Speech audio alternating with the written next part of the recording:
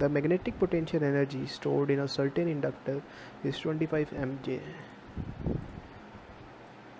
When the current in the inductor is 16 milliampere, this inductor is of inductance. So we need to find the inductance, that is I. So what is magnetic potential energy? It is nothing but it is the work done in rotating the dipole from zero potential energy to the position it is desired.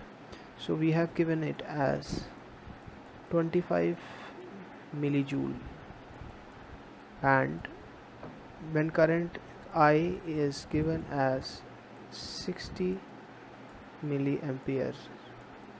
So from this we can use this formula, I into J square, that is of magnetic potential energy. We know that I is 25 into J, that is 60 into 10 ki power minus 3, because it is in milliamperes, and 10 ki power 3, that is, it is also in millijoule.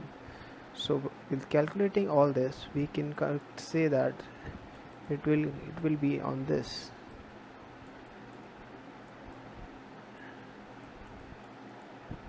This is the solution for this one.